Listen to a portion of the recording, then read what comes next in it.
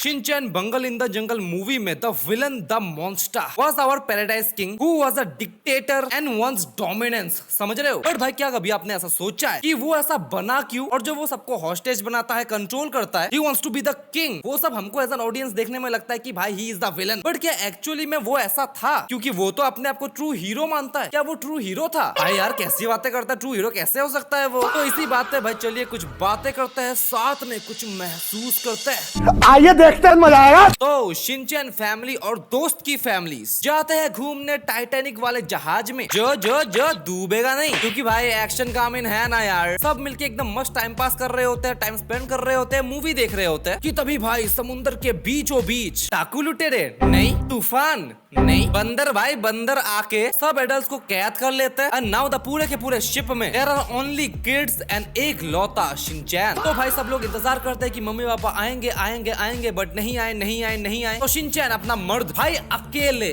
समझ रहे हो, अकेले निकल गया भाई अपने दोस्तों के साथ शिप से बाहर जंगल में। चलो ले भाई बाकियों को भी पकड़ के ले गए, बट अपने शिनचैन को न नहीं पकड़ के ले जाएंगे, क्योंकि भाई यू नो ना यार, Shinchan is the main character. Plus Shinchan की बहन भी साइड मेन कैरेक्टर। और उसकी दूसरी ओर क्या हो रहा था पता है? बंदरों के द्वारा, बंदरों का प्रयोग करके उन एडल्ट्स को, उन माँ बाप को, उन पेरेंट्स को जोर जबरदस्ती भाई काम कराया जा रहा होता है। In short dominance, in short slave, in short नौकर। एंड भाई सैड एक्शन कामिन को भी कैद करके रखा जाता है। बट भाई ये सब कर कौन रहा होता है, कौन हो सकता है? तो भाई मिलिए द राजाओं के राजा पैराडाइज किंग से, who rules on the island the monkeys, और ये उसका किंगडम है जिसकी बैक स्टोरी के बारे में हमको इतना भी कुछ ज्यादा पता नहीं होता। बस इतना पता है कि कुछ साल पहले, कई साल पहले वो उस वाले दुनिया से तंग आकर, जहाँ उसके साथ बहुत कुछ हुआ था, चिल सी लाइफ जीने के लिए जापान को छोड़कर एक आइलैंड में आया, एकदम शांति के साथ जिएंगे। लेकिन भाई उसको ये बात पता नहीं होती कि शांति तो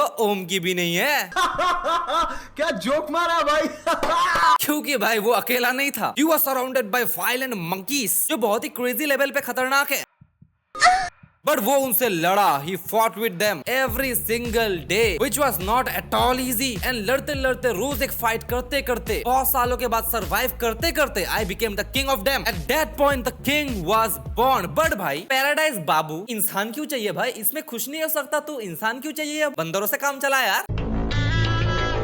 Isn't this enough? नहीं यार, अनफॉर्चुनेटली बंदरों में भी लिमिटेशंस होते हैं ना। So I want human servants, human slave जो बंदरों की खी से डरे और बंदर मुझसे डरे। और बंदर्स ना मेरे ग्रेटनेस का सिंबल नहीं बना पाएंगे ना। और अब मुझे बस एक्शन कामिन को हराना है, and I will be the king of the world, the biggest, the strongest, the bestest. अरे छोपड़ी के तेनू पता नहीं होंदा सी कि एक्शन कामिन एक फिक्शनल कैरेक्टर होंदा। सो आई विल नॉट फाइट। तू करेगा नहीं, तू करेगा। ये ले ब्लैकमेल, ये सब सही नहीं है, ठीक है? ये गलत है, बहुत गलत है। राजा कभी सही गलत नहीं होते, वो जो गलत करता है वो भी सही हो जाता है। राजा लालची होते हैं, निर्दयी होते हैं, एंड वो बहुत जल्दी बोर हो जाते हैं।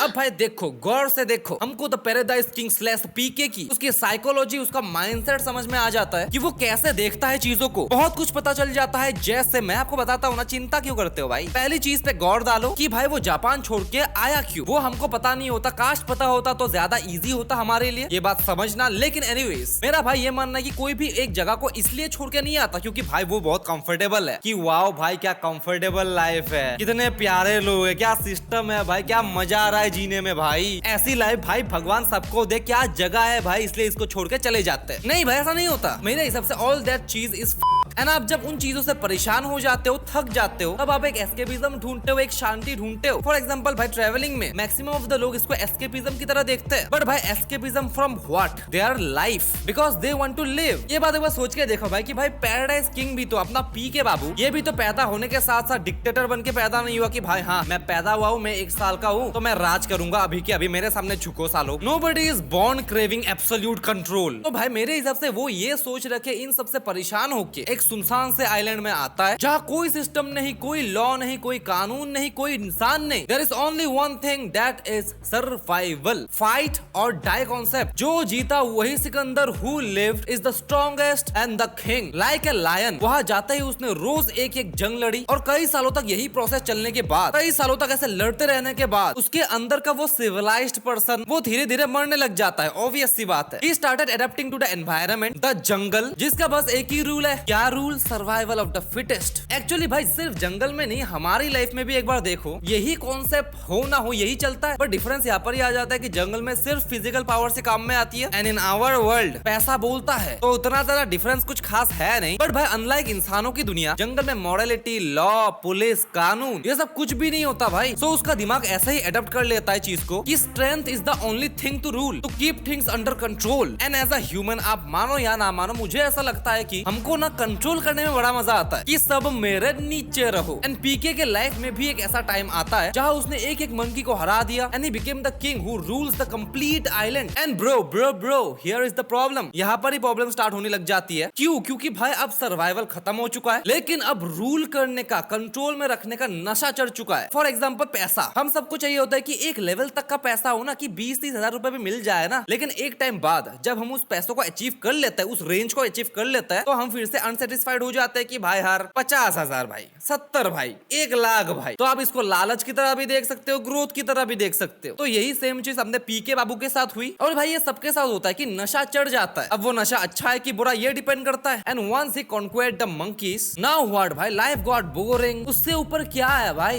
इंसान। ऑब्वियसली भाई एक आइलैंड, ओके डन, मुझसे यहाँ पर ताकतवर कोई नहीं है। एंड बंदर के साथ रहते रहते जंगल में उसका दिमाग भी उसी तरह से वायर्ड हो गया था। भाई सोच के देखो ना, एक्शन का मैन एक फिक्शनल कैरेक्टर है, but PK doesn't understand that. उसको लगता है कि आई डोंट केयर कि तुम असली हो कि नकली। लोग तुम्हें हीरो मानते हैं ना, नहीं मानना चाहिए, क्योंकि असली हीरो मैं हूँ। और मैं ये सिर्फ बोलने के लिए नहीं बोल रहा हूँ, देखो आई एम द स्ट्रॉन्गेस्ट। नहीं, ऐसा नहीं है, मैं ये प्रूफ करके दिखाऊंगा। सो फाइट विद मी। मैं तुमको हराऊंगा और लोगों के सामने उनका हीरो बन के दिखाऊंगा। और जंगल ने उसको यही चीज सिखाई है कि या तो तुम कंट्रोल करोगे या तुम कंट्रोल किए जाओगे। एनिमल हायरार्की, समझ रहे हो? The strongest rules, weak obeys, and that's the philosophy of our PK, the Paradise King. And he wasn't a human anymore, he was like an animal. I survived, I strongest, I earned it, and I will rule. और देखो ये मेरे scars, देखो यहाँ पर ये सब मेरे प्रूफ्स है, ये मेरी ट्रॉफीज है। ये स्कार्स ये दिखाते हैं कि I deserved, I earned it, मैंने मेहनत की है। ये सब रूल, ये सब ऐसे हवा में नहीं हो गया, मैंने की मेहनत। और शायद आपने ये चीज नोटिस नहीं की होगी, लेकिन भाई पैराडाइज किंग के कपड़े देखो, वो वैसे ही कपड़े पहनता है जहाँ पर उसके स्कार्स प्रॉपर्ली दिखे। So